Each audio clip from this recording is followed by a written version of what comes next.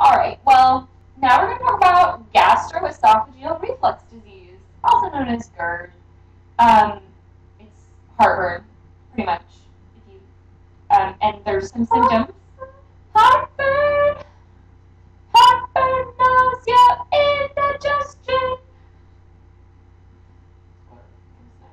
upset stomach, diarrhea.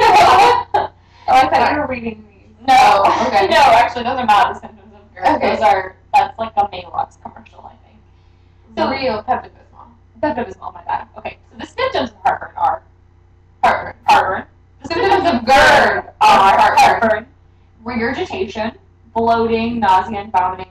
Patient may report wheezing, coughing, dyspnea, hoarseness, sore throat, lump in the throat, and choking. That's because they've aspirated some of their stomach contents. Yeah. Well, hopefully not stomach contents. Esophageal contents. Yeah. A little bit of the stomach acid. Could be. I mean, ugh. Yeah. God, I don't even want to think about that right now. And so there's some predisposing factors. Pronunciation is difficult. Hiatal hernia, which we're going to talk about really soon. Mm-hmm. If you have an incompetent lower esophageal sphincter, he's just not doing his job and he needs to be fired. Decreased esophageal clearance, so if you have a slow esophagus, and if you have a slow tummy, like you have decreased gastric emptying, those can all contribute to GERD. Mm-hmm. And when should heartburn be evaluated by a professional? I know you've been staying up at night wondering this question. I do. You lose sleep over it. I do. I'm like, wow, I just can't even think about when I should ask my doctor about this heartburn because it's occurring more than once a week. Yeah. That's when I need to ask him. Or it becomes more severe. It occurs at night. And it wakes you from sleep. Pretty much anything that wakes you from sleep, good rule of thumb. Yeah. Asthma, you should see your doctor. Unless you're elderly and you're peeing twice a night, then I believe that's okay. I don't think so too.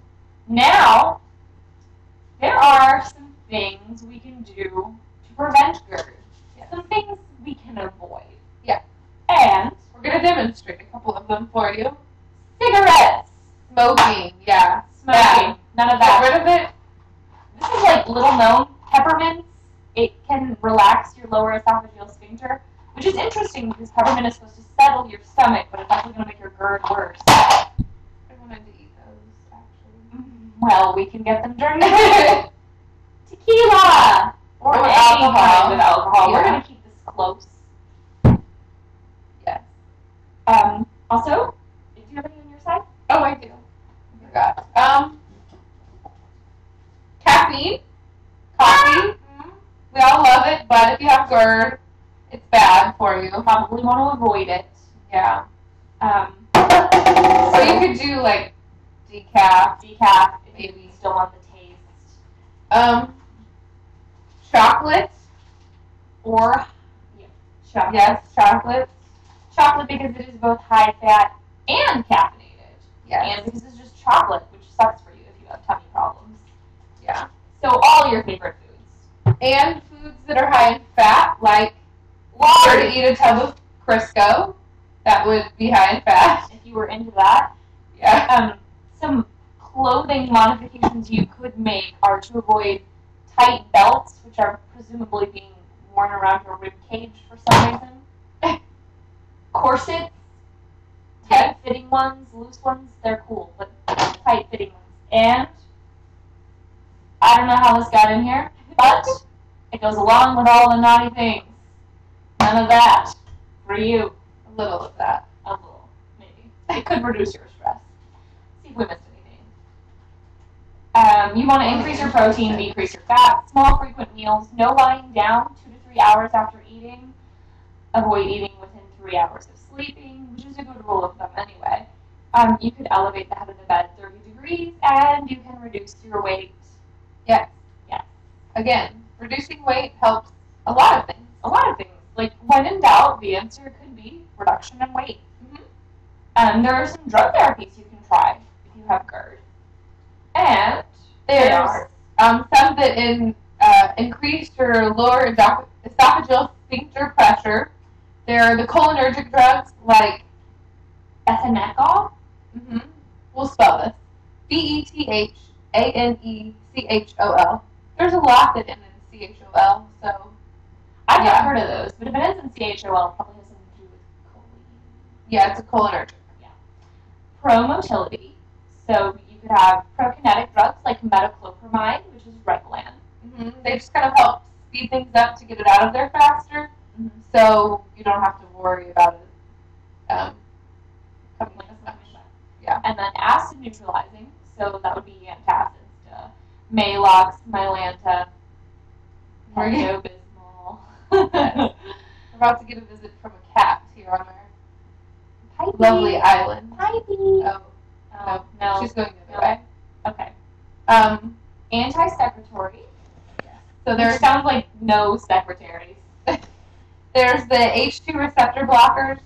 They end in Dine, D-I-N-E, like Tagamet, Pepsid, Zantac, which Ranitidine, famotidine, and another one that ends in Dean. I don't know. Oh, look, here's our visitor. Oh, you can probably see her tail.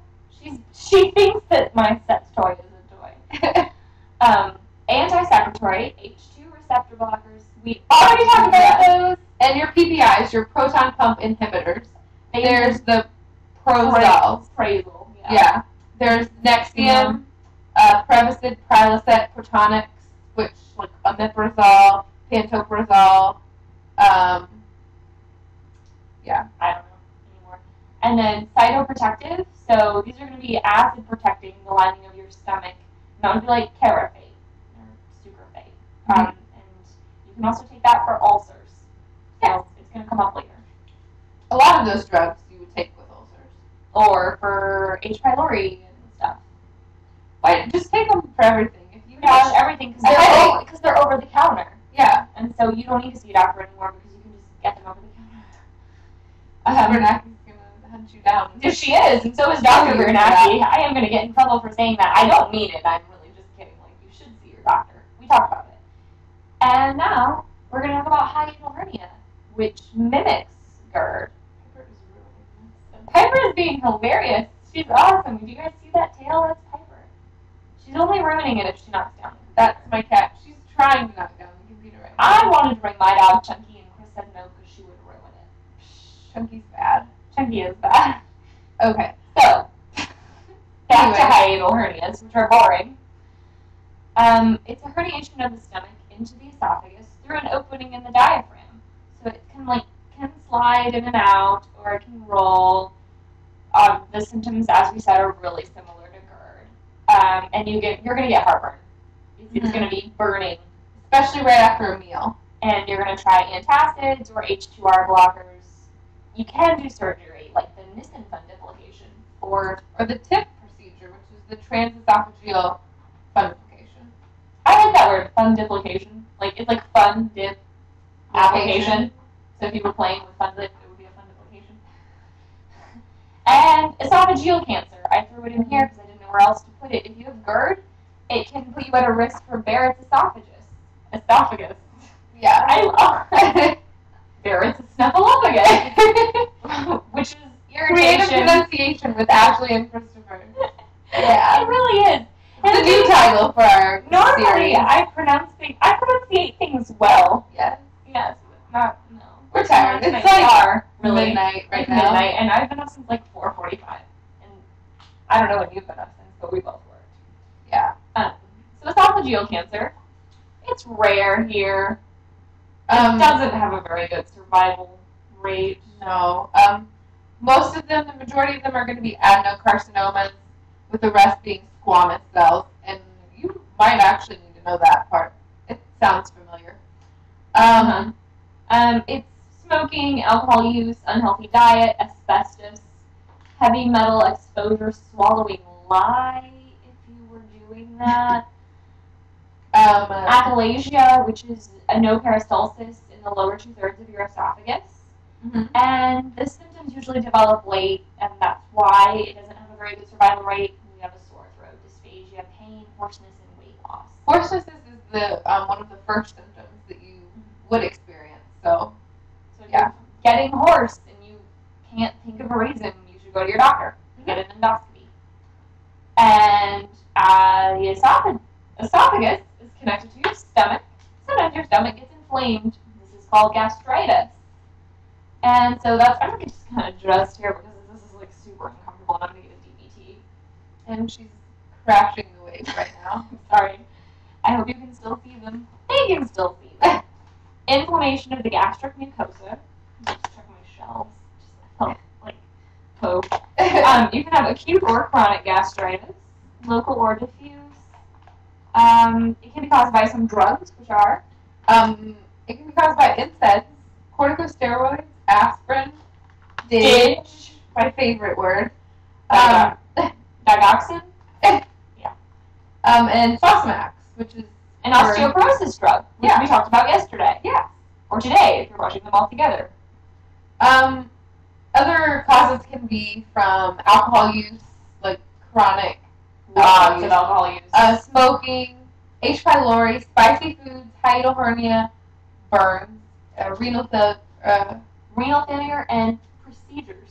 Oh yeah, sometimes you can get this from procedures, like certain, like an endoscopy. Oh yeah, well that makes sense. Okay. I've got long legs, people.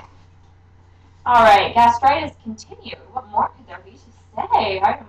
The signs and symptoms. Anorexia, nausea and vomiting, epigastric tenderness, fullness, hemorrhage.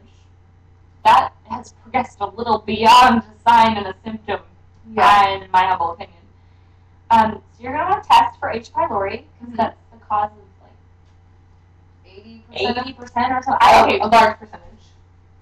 3/4 of statistics are made up, and we just made that up. Yeah. We don't know. And for treatment, you'd probably expect NPO, for them to be NPO. They could be getting some fluids, bed rest, and an NG tube to decompress everything. And if they do have H. pylori, there is triple drug therapy, which would be a proton pump inhibitor, amoxicillin, and clarithromycin for 7 days. Yes. Or they can do the quadruple therapy, which is a PPI, Pepto-Bismol, Flagyl, and tetracycline. And that's for 14 days. Yeah, so that's if it's serious. They actually have drugs that are like a combination pill where they put them all together, and then you only have to take one pill. Probably really enhances compliance. It does, yeah, but it also raises the price significantly. Mm-hmm.